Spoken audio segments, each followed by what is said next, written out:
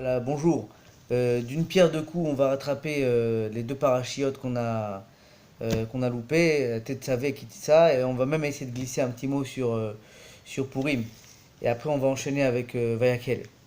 Donc, dans la paracha Tetzavé, tout le monde connaît, tout le monde sait que le nom de Moshe Rabbeinu n'apparaît pas dans la paracha. Et il y a une raison à cela. C'est la raison, on la retrouve dans la paracha, donc Kitissa, donc on fait une pierre deux coups. C'est qu'il lui avait dit, donc après la faute du Hegel Azahav, Moshe Rabbeinu avait dit à Kadosh Baruch Hu, il lui avait dit, si tu ne pardonnes pas les Bnei Israël, alors efface-moi de ton livre. Il avait dit, Mechenina misifricha asher katafta, efface-moi de ton livre que tu as écrit. Le livre, c'est la Torah, bien sûr.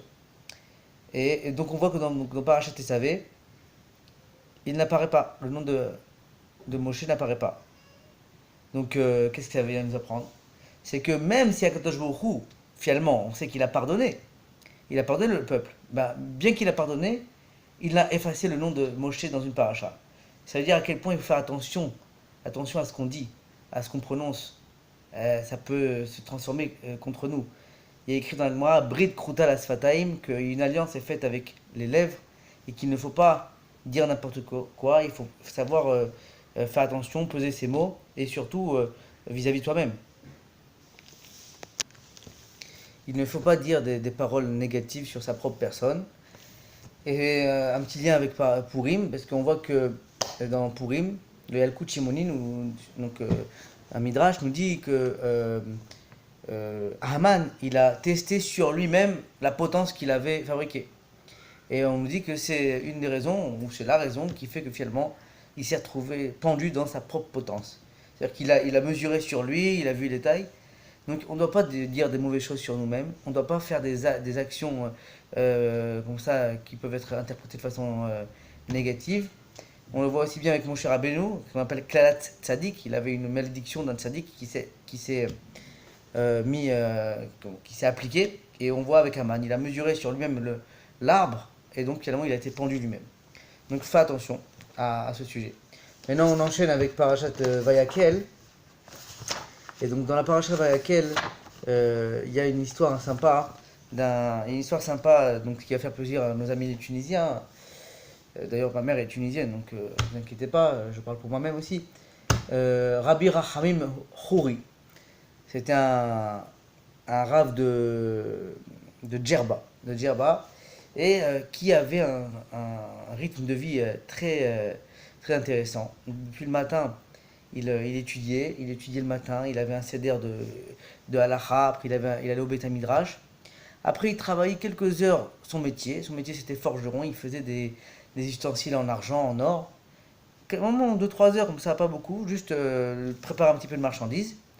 Et le soir il retournait au Beth Midrash, et il avait un nouveau seder de Gemara, et le soir encore un seder d'halakha.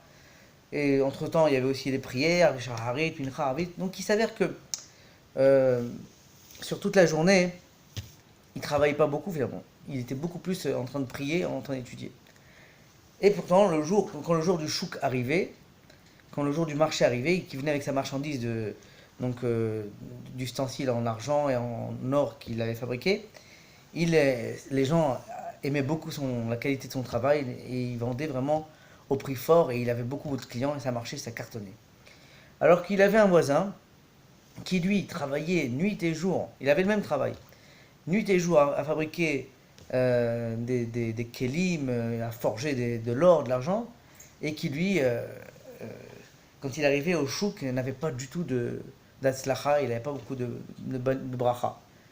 Et un jour, il a été le voir, il lui a dit, dis-moi, il a été voir, comment tu expliques alors que je travaille toute la journée, moi, et je gagne rien, et toi, tu travailles finalement pas beaucoup et tu as une grande réussite. Alors je vais vous dire ce qu'il lui a dit. Il a dit Hakol bisrout à Shabbat. Il fait tout ça, c'est grâce au mérite de Shabbat. Il dit mais comment ça? Moi aussi je fais Shabbat. Il fait non, regarde ce qui est écrit dans la paracha de la semaine. Sheshet yamim te'ase ma'asecha ubayom hashevi'i tishbot. Donc il a dit, tu vois bien qu'il est écrit dans la Torah, dans la paracha de Vayakel, que pendant les 6 jours, le travail se fera. Se fera, autrement dit, c'est pas forcément lié à notre effort. Il se fera lui-même. Mais à quelle condition?